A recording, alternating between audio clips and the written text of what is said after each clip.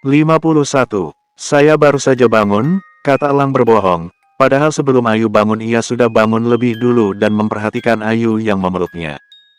Ketika Elang mau menyentuh pipi Ayu karena rambutnya menghalangi wajahnya sendiri, Elang pun baru mau membenarkan posisi rambut Ayu. Elang keburu melihat pergerakan mata Ayu yang perlahan akan terbuka dan Elang pun pura-pura tertidur lagi. Bohong, aku melihatmu tersenyum tadi saat memelukku, selidik Ayu tak percaya. Saya hanya memimpikannya sesuatu, elak Elang. Kamu bermimpi apa, sampai tersenyum begitu? Tanya Ayu penasaran. Memangnya saya harus menceritakannya pada Anda, kata Elang tak mau kalah. Aku mau tahu, soalnya aku selalu menangis kalau bermimpi, kata Ayu mengingat mimpi setiap malamnya yang selalu menangis dan terbangun pada malam hari. Tapi kayaknya semalam dia tak bangun. Aneh, padahal setiap malam aku sering bangun karena mimpi itu, tapi semalam, batin Ayu aneh dan mengingat kenapa semalam ia tak terbangun dengan mimpi yang biasanya membangunkan Ayu tidur. Kenapa semalam Anda menangis? Tanya Elang penasaran, kenapa Ayu mimpi sampai menangis seperti itu? Ayu sayang, Nak Erlangga, apa kalian sudah bangun? Kata nenek Ayu membangunkan mereka berdua di balik pintu kamar Ayu. Dan Ayu pun selamat tak harus menjawab pertanyaan Elang. Ayo sarapan sayang, kata nenek lagi. Iya Nek, nanti Ayu dan Tuan Erlangga kesana, jawab Ayu spontan. Mas, kata Elang pada Ayu agar memanggilnya dengan kata Mas. Cepetan bangun, apa kamu mau mandi dulu atau cuci muka saja? Tanya Ayu mengalihkan pembicaraan. Kenapa Anda tidak memanggil nama dengan sebutan Mas, padahal saya sangat menantikannya, kata Elang panjang lebar. Kamu saja masih memakai bahasa formal padaku, jadi untuk apa aku harus memanggilmu dengan sebutan Mas seperti itu, kata Ayu pelan. Jadi kau mau saya tidak memakai bahasa formal pada Anda begitu, kata Elang dan Ayu pun mengangguk tanda setuju. Baiklah, aku tidak akan memakai bahasa formal padamu, asal kamu memanggilku dengan sebutan Mas di depan namaku, bagaimana, kata Elang. Baik aku setuju, kata Ayu mensetujuinya. Baiklah, aku akan mandi dulu, kata Elang dan berjalan mencari kamar mandi. Di mana kamar mandinya? Tanya Elang bingung saat mencari kamar mandi di dalam kamar Ayu. Di luar, kata Ayu. Apa di dalam kamarmu tidak ada kamar mandinya? Tanya Elang bingung. Tidak ada, lagi pula kamar mandinya kan cuma satu, kata Ayu. Aku akan mencuci muka saja, kata Elang enggan, karena setiap pagi ia selalu mandi terlebih dahulu sebelum sarapan. Di mana kamar mandinya? Tanya Elang. Ayu pun mengantar Elang ke kamar mandi yang dekat dengan dapur dan melewati ruang tamu. Apa setiap hari dia bolak-balik keluar kamar seperti ini? Bagaimana kalau mau mandi? Apa dia selalu memakai handuk saat melewati ruang tamu sebelum ke kamarnya? Dalam hati Elang geram, Elang tak mau siapapun melihat tubuh Ayu. Untung saja di rumah Ayu tak ada laki-laki jadi Elang bisa tenang. Ia pun mencuci mukanya. Mas, apa masih lama? Teriak Ayu di balik pintu kamar mandi. Kenapa? Tanya Elang yang masih di dalam kamar mandi. Aku kebelet Mas, kata Ayu. Tak lama pintu kamar mandi pun terbuka. Apa kamu mau mandi? Tanya Elang melihat Ayu membawa handuk di bahunya. Iya kenapa memangnya? Tanya Ayu bingung dan langsung masuk begitu saja karena tak tahan ingin pipis. Tidak apa-apa, kata Elang dan berlalu ke meja makan. Nak mau minum kopi? Tanya nenek Ayu. Boleh Nek, jawab Elang sopan. Nenek pun menyiapkan kopi untuk cucu mantunya itu. Nek, apa boleh aku bertanya? Tanya Elang pelan. Iya, mau tanya apa Nak? Jawab nenek dan duduk di hadapan Elang. Aku penasaran, apa Ayu setiap malam selalu mimpi sampai menangis seperti itu Nek? Tanya Elang. Apa semalam kamu mendengarnya menangis? Tanya balik nenek. Iya, Ayu mimpi sampai menangis seperti itu, kata Elang mengingat kejadian semalam. Iya, semenjak kecelakaan 3 tahun lalu Ayu sering memimpikannya kecelakaan itu, katanya ia melihat ayah, bunda dan adiknya meninggal di hadapannya, kata nenek mengingat perkataan Ayu yang dulu memberitahunya. Bersambung. 52. Jadi seperti itu, kata Elang pelan. Elang sangat merasa kasihan pada Ayu. seusia yang masih muda, dia sudah mengalami pengalaman yang sangat kelam. Walaupun sudah 3 tahun berlalu namun dia masih saja mengingat kejadian yang memilukan bagi dirinya itu. Benar-benar KASIAN di usia muda ia sudah mengalami kejadian seperti itu, dalam hati Elang. Pantas saja sampai sekarang ia masih mengingatnya, kejadian seperti itu mana bisa dengan mudah dilupakan, batin Elang. Diminum nak kopinya, kata nenek membuyarkan lamunan Elang.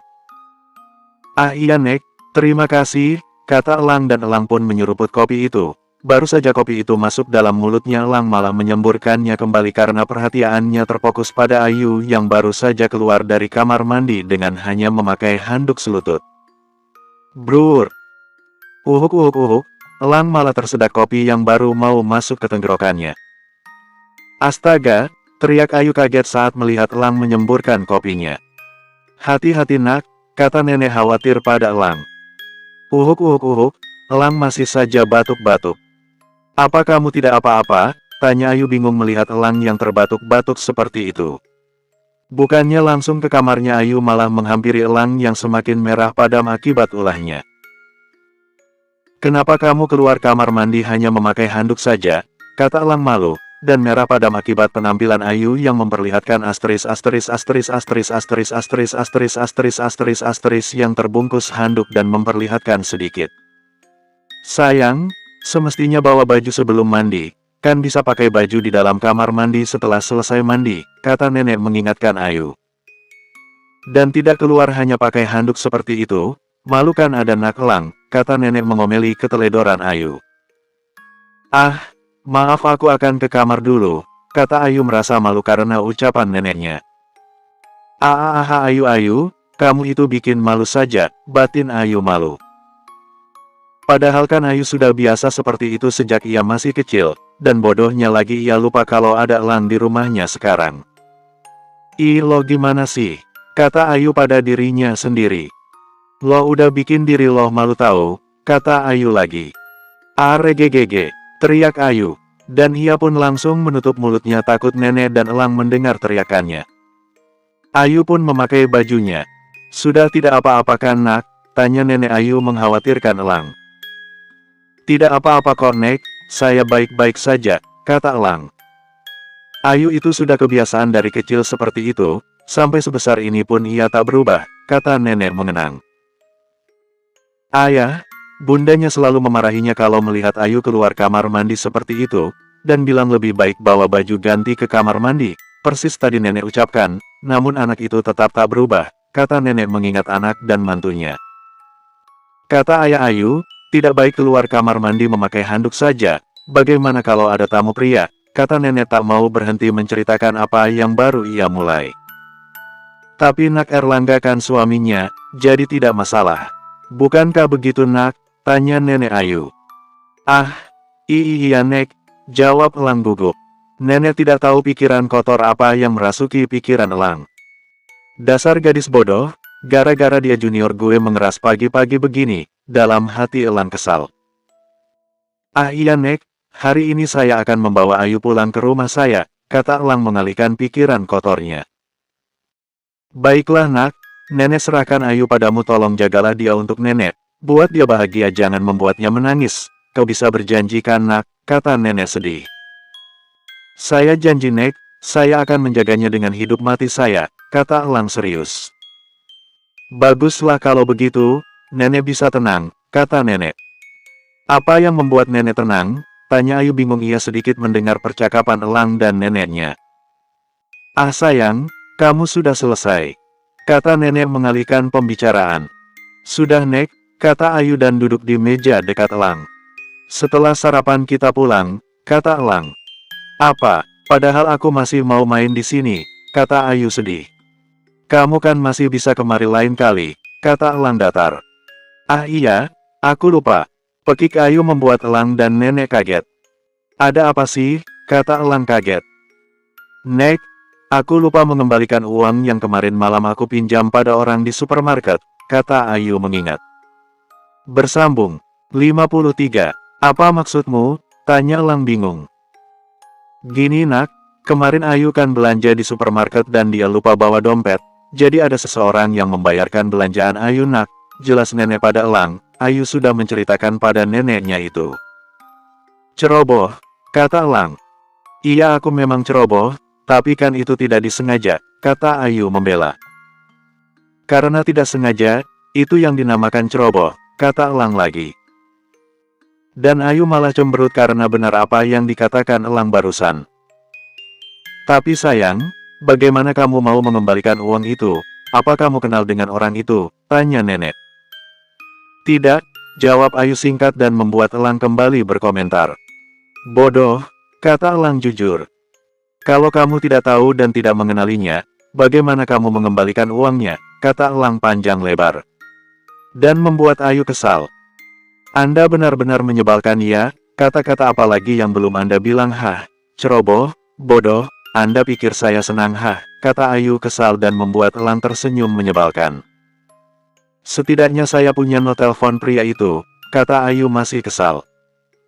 Pria? Kata Elang.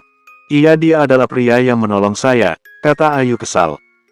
Jadi orang yang menolong kamu itu laki-laki, tanya Elang tak percaya. Pasti laki-laki itu ingin terlihat baik di mata gadis bodoh ini, batin Elang tersenyum sinis. Kenapa memangnya? Tanya Ayu balik. Aku akan menemuinya, dan mengembalikan uangnya, kata Ayu dan menelpon laki-laki itu. Ayu, halo. Ayu, ini aku. Ayu, aku ingin mengembalikan uang yang kemarin kamu pinjamkan itu. Ayu, apa? Tapi aku benar-benar tak bisa. Aku harus memgembalikan. Ayu, baiklah.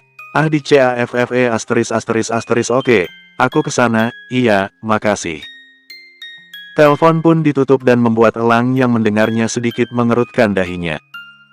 Apa kamu akan menemuinya, sekarang? Tanya Elang. Iya, boleh kan? Jawab Ayu dan bertanya balik. Boleh saja, tapi biar aku yang mengantarmu, bagaimana? Saran Elang. Baiklah, lagi pula kan cuma hanya mengembalikan uangnya saja, kata Ayu. Dasar gadis bodoh, kamu pikir laki-laki yang sudah tertarik akan melepas mangsanya begitu saja, batin Elang tersenyum sinis.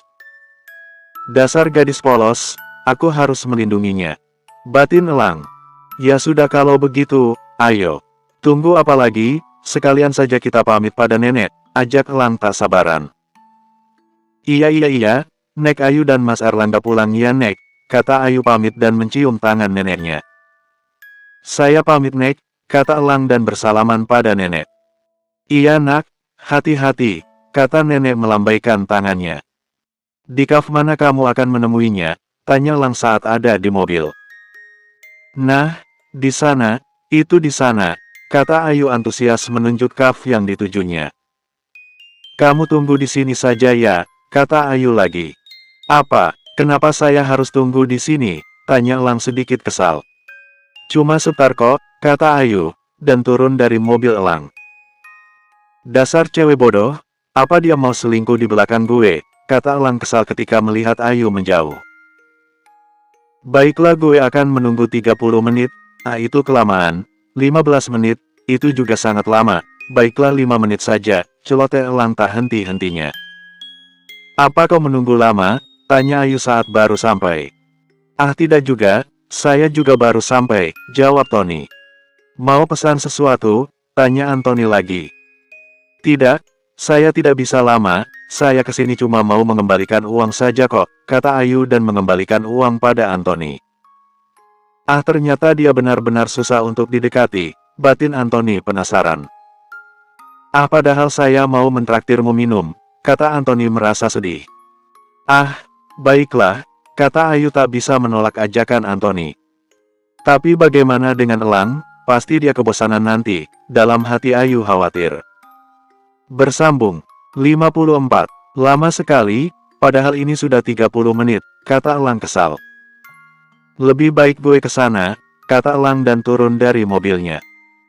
Gelombang derajat gelombang derajat. Kamu kesini dengan siapa? Tanya Anthony saat setelah pesanannya datang. Dan mereka akhirnya menggunakan kata-kata non-formal dan menjadi aku kamu. Dan itu pun pinta Ayu. Aku kesini bersama dengan El. Kata-kata Ayu terpotong oleh suara elang di depan Ayu dan di belakang Anthony. Denganku, kata elang tegas. Dan membuat Anthony yang mengenal suaranya langsung membalikkan tubuhnya agar benar tidaknya suara itu yang ia kenal. Kak elang, kata Anthony kaget. Tony, kata elang juga kaget. Kakak, ya Tuhan ini benar-benar kakak, kata Anthony memeluk elang dan elang pun membalas pelukan hangat Anthony. Apa kabarmu? Aku dengar dari ayah kau sudah pulang dari Amerika, maaf aku belum bisa menemuimu, kata elang senang. Aku baik-baik saja kak, aku tahu kakak kan selalu sibuk, jadi aku mengerti kesibukan kakak, kata Anthony. Ayu yang tidak tahu menahu tentang ini dia hanya terdiam tak mengerti arah pembicaraan mereka berdua. Jadi mereka berdua saling kenal, dalam hati Ayu. Apa kakak mengenal gadis ini? Tanya Anthony penasaran karena elang pergi keluar dengan membawa gadis tas seperti biasanya. Tentu saja, dia wanitaku, kata elang ringan. Ah, jadi dia wanita kakak, kata Anthony senang. Apa boleh aku meminjamnya kak, kata Anthony, karena yang Anthony maksud wanita elang berarti wanita yang boleh teman ataupun sahabatnya kencani bukan. Maaf sekali, dia hanya wanitaku dan tidak bisa dibagi dengan siapapun, kata elang tegas. Siapa yang kamu maksud wanitamu? Tanya Ayu bingung. Tentu saja kamu, memangnya kamu tidak merasa? Tanya Anthony bingung atas pertanyaan Ayu. Aku tuh bukan wanitanya, ataupun wanita siapapun, aku wanita untuk diriku sendiri, kata Ayu kesal. Kau itu benar-benar lucu, menarik, aku suka, kata Anthony serius dan membuat alis mata elang terangkat. Gawat, Tony kan sering ingin sekali memiliki apa yang aku miliki, batin elang khawatir. Perkenalkan, dia Anthony, adikku. Kata elang memperkenalkan Anthony pada Ayu. Karena ia harus memperkenalkan Ayu pada Anthony. Dia Ayu Octavia Putri Mahardika, kata elang memperkenalkan Ayu pada Anthony. Dia ini istriku, kata elang singkat elang tak mau kalau Anthony menyukai Ayu, makanya ia jujur kalau ia sudah menikahi Ayu agar Anthony menyerah. Istri, kapan kakak menikah? Tanya Anthony penasaran dan takjub, ternyata kakak kesayangannya sudah menikah. Seminggu yang lalu, dan persiapan pernikahannya 3 hari lagi, kata elang menjelaskan pada Anthony. Ah ternyata, kau sudah menikah ya, kata Anthony mengeluh pada Ayu. Maaf ya, membuatmu kecewa, kata Ayu tersenyum. Semestinya aku lebih dulu mengenalmu, dan seharusnya aku tahun-tahun kemarin pulang ke sini dan pasti bertemu denganmu, bukan dengan kakakku yang dingin ini, kata Anthony tersenyum memelas dan bercanda pada kakaknya itu. Kau ini, kenapa bicara seperti itu? Memangnya wanita di dunia ini cuma hanya dia, kan banyak wanita yang lebih cantik daripada gadis ini, kata elang pelan. Bukannya tahun kemarin kau tidak pulang, itu kan keinginanmu sendiri, biasanya kan tiap tahun kau pulang, kata elang. Elang kesal karena adiknya ternyata sudah jatuh cinta pada Ayu. Dan elang takut kalau Anthony menginginkan Ayu. Ayu memang cantik, dan juga menarik, serta lucu, kata Anthony jujur dan membuat pipi Ayu bersemu merah karena pujian Anthony.